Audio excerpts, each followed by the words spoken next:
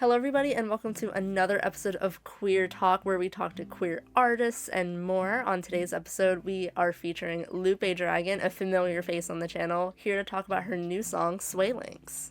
What's up? I'm Lupe Dragon, and my new song, Swaylinks, is out now. You can listen to it on Spotify and Apple Music and all those cool platforms. And it's a song about my struggle with my mental health.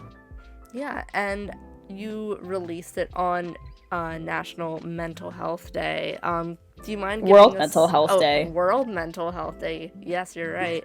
Do you mind giving us like an explanation about the song and like the meaning? Maybe break down a set of lyrics for us.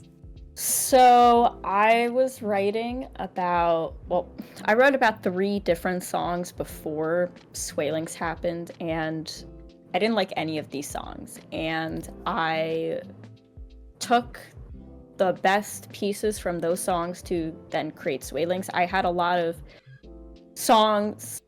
I wasn't sure what direction I wanted to go with, because writing about my struggle with my mental health and my anxiety is already kind of tough. I only had one song at that point about it, which was not the same, but I wanted something that was a little bit deeper, that actually talked about like what I deal with or what I've dealt with over the years. Which one of the things that I have dealt with over the years is like suicidal ideation and suicidal thoughts, and I also wanted to do it in a way where it's not like I was trying to be so direct about it, but I kind of just wanted to tell my story in a way that kind of felt familiar and relatable, and so that's how Swaylinks happened.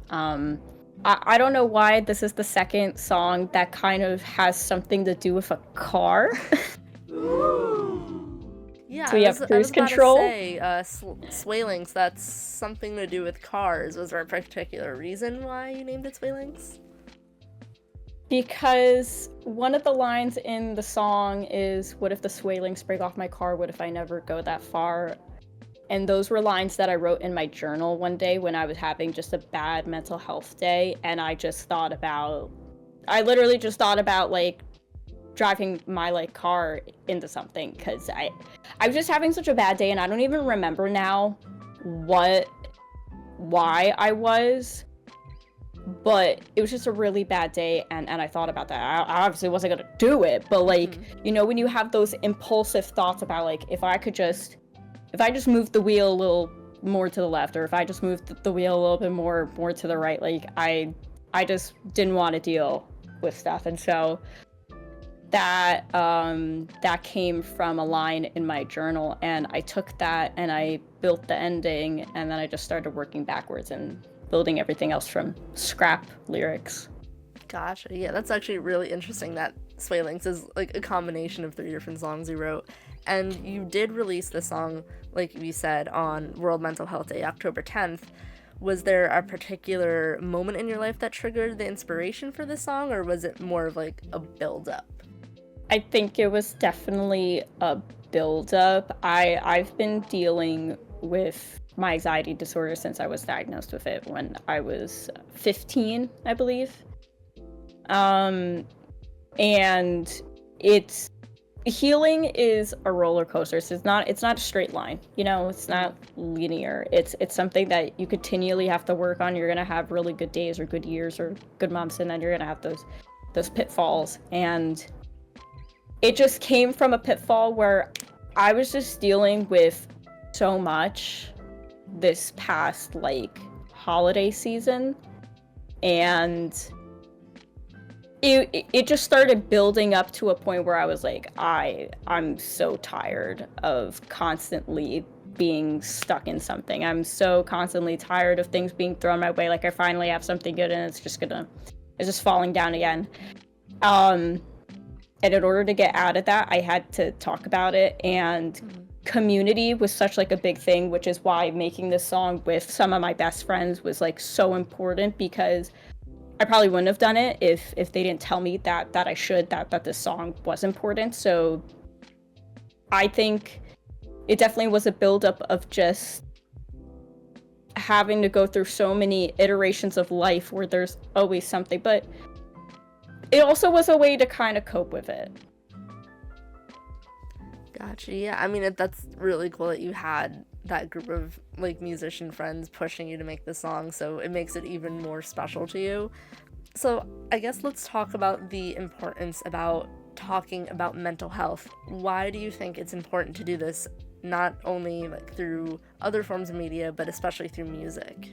I think it's one of the easiest ways to get to know a person and to get a message across. One of my favorite songs is 1-800 by Logic. I'm not going to say the whole number because I don't remember. And it's not that number anymore. It's not that number anymore.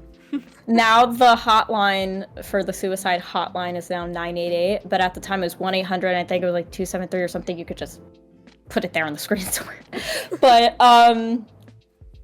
I really loved how he put together this really beautiful song about dealing with suicidal thoughts. And there's a lot of artists that have done it in different ways and different iterations and different ways of saying the same thing, but we should keep talking about it in music, especially because people need to hear that they're not alone and that it's something that a lot of us face. You know, a lot of creative people face a lot of mental health issues, depression, ADHD, suicidal thoughts, OCD, you know, anything under the sun. Bipolar, Selena Gomez is bipolar, Halsey is bipolar.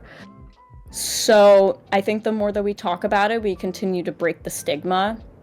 And music is such an easy way to connect with people that why not? And it could be in any art form. It could be in art. It could be in a movie. It could be in a podcast. In literally any art form that you can share with people to kind of get your message across. Yeah, and they do say like music brings the world together, and especially because like everybody listens to music, and like you said, it's the easiest form of media to get through to people. While this song isn't exactly about like an LGBTQ plus experience, you are a queer musician.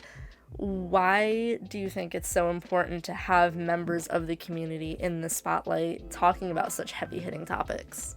Because a lot of us have thought about ending our life because of the people that we are, and that is a sad fact or reality. We're still dealing with so many things, especially in the world right now, with lawmakers trying to take rights away from us, and our right to get married, our right to have kids through IVF if you choose to do so. And it hurts people. It mentally and emotionally messes people up. And I don't think we should shy away from that either. I think it's important that we talk about mental health on all fronts, especially for marginalized communities and minorities, because those people have to deal with so much stuff. And I think it's important, especially, you know, our Black queer people, our trans community especially. I think they get a brunt of a lot of this stuff that goes on in the media. And it hurts seeing that. It does. And we need to talk more about that and make sure that we're taking care of one another, but especially those groups of people.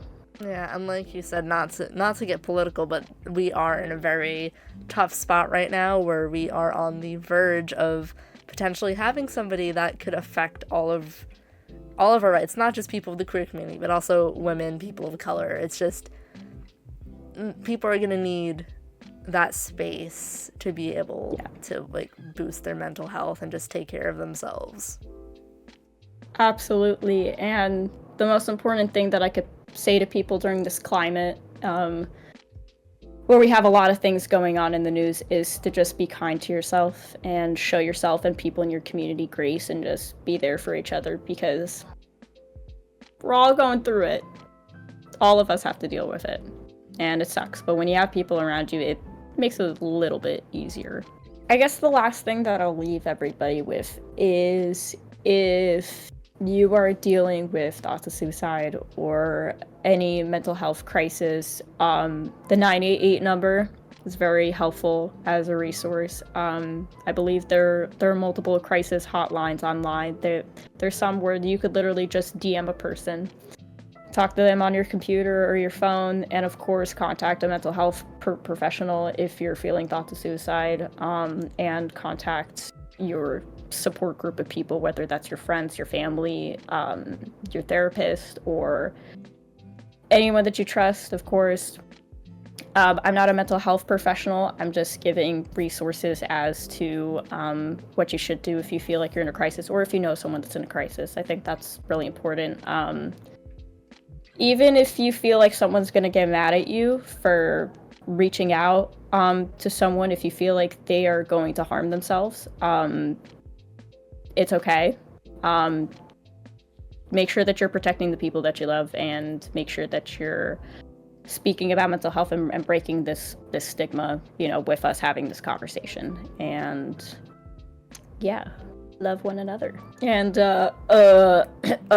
me and Jamie have a video coming out for Swaylinks too, which it will be coming soon. It won't be out the same. It's not out yet, but it will be out. It will be. We were gonna have it out on the 10th, and well, not really. Oops. Jamie's working on another video for my best friend Tony Leo, so he's not queer, but he is a straight ally. Casually plugging our friends in. But yeah. Casually plugging in the straight ally. But yeah, anyway, Lupe, thank you so much for joining us on an episode of Queer Talk.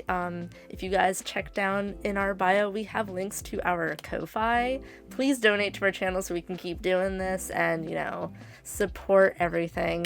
Follow us on our social media. Follow Lupe on social media. Save her song Swaylinks on your playlist, your motivation playlist, just all the playlists, and support queer artists. Amen.